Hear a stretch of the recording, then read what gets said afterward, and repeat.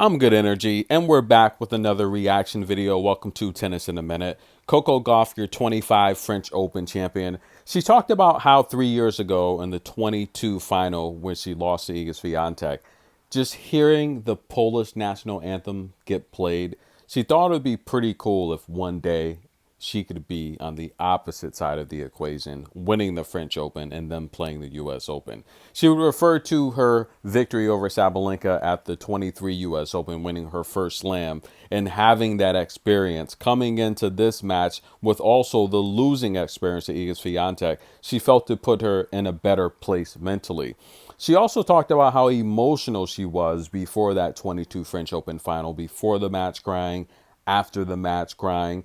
And yes, guys, sometimes it's good to cry. Let it all out. Get those emotions out and just clear up and move forward.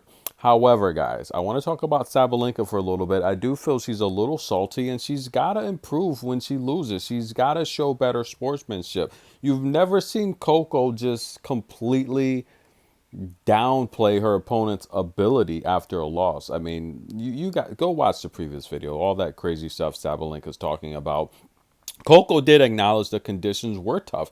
The roof was open, it was very windy, and we did see several opportunities where both players had to just relax and wait to get their serve in. However, ladies and gentlemen, I felt Coco Gauff dealt with the conditions a lot better, and quite frankly, I think Sabalenka just ran out of gas. Coco Gauff pushes a grueling pace, and if you're not your best, if you don't have the stamina, you're gonna get left behind. Ask Caroline Wozniacki. She said it best. Coco Gauff never gets tired. When you're facing Sabalenka, you know she's going to make mistakes, and you're going to have an opportunity to break and win service games. This is from Caroline, who's played both of them many times. And Caroline said about Coco, Coco may not just blast you off of the court like Sabalenka, but you know if you don't play your best against Coco, you're gonna lose. And it's as simple as that. I feel the unforced errors and the errors, total 70 errors, right? Put it that way. 70 total errors from Sabalenka.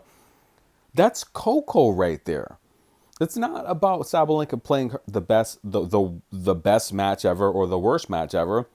It's about Coco just being better in every department today. Better in first serves in, better in first serves won, second serves won, better in break point, pressure point situation opportunities, better at the net for most of those exchanges. And I just think Coco Gauff, look, it was about time. She's turning the corner, and this is how these things happen, guys. When you see someone heat up on a particular surface, you got to watch out for them. And clay is one of those surfaces. We saw Madrid. We saw Rome. Coco Gauff, and I think Chris Everett said it best, she's a legitimate contender every year from now on until she retires to win the French Open. And Chris Everett said more than Iga Swiatek, you should be looking at Coco Gauff to win the French Open every year. And I think she's absolutely correct because Chris Everett, in the words of Chris Everett, the great, she said she thinks Coco Gauff does everything Iga Swiatek does right now, but better. And I agree with that, ladies and gentlemen. And I think Sabalenka's slowing up. Elena Rybakina has already slowed up. Okay, that hot mess of a drama situation going on in her camp, you could say that ruined her career. Now, let's talk about Sabalenka. Her window is shrinking, ladies and gentlemen. She's only got 2 to 3 more years at this dominance. She's slowing down. And once she finally slows down, this head-to-head is going to be lopsided. I don't think she'll ever beat Coco again. Once she slows down, maybe not in the near future, maybe another year or two, but 2 to 3 years out, Coco's going to have these runs where she's probably winning the French Open, the U.S. Open, Wimbledon. She's going to be winning 2 to 3 slams a year now. She's got to get the Australian Open and SW19 for that career Grand Slam. I do think the conditions in Australia, they're just a little bit extreme. And so that's always a wild tournament where anyone can come out of the blue. However, let's go back to, I don't know, last year, ladies and gentlemen, where Coco Gauff in that semifinal against Sabalenka was up 6-5, 30 love. She should have won that slam, ladies and gentlemen. Every match she's played against Sabalenka, she's been in it. She's been frustrating Sabalenka. I say it looks like she has two left feet when she comes forward. Sabalenka is working on her short balls and her net play, but she's still going to slow down. Coco's got a 6-year cushion, a 6-year gap on Sabalenka. And if they were to retire right now, Sabalenka she did not even near come close to accomplishing what Coco has at the age of 21. Coco's already made 3 slams. She's won 2 of them at 21.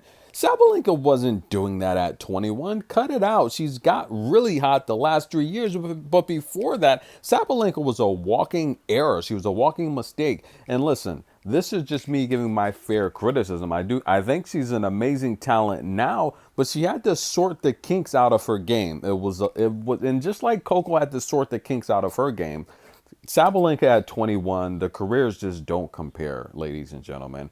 Coco Gauff, put some respect on her name. This is my fair criticism. She's about to take over the tour, guys. Congratulations to Sabalenka for making it this far. Congratulations to Sabalenka for being the queen of hard court. She still is the queen of hard court. She still made literally 5 of the last 6 slam final appearances. She's a great talent, but she does need to improve on her sportsmanship when she loses, because today belongs to Coco Gauff. Congratulations, ladies and gentlemen. And she said, look, it was an honor to just watch and hear her national anthem being played. And she's going for more slams. Congratulations, Coco. Tennis in a minute. Drop a heart. Show some love for Coco. Show some love for the channel, guys. We've been supporting Coco for a while, and finally the hard work is paying off. Like the video. Hit the super thanks. We'll be right back, guys. Let's get ready for grass season. It's here.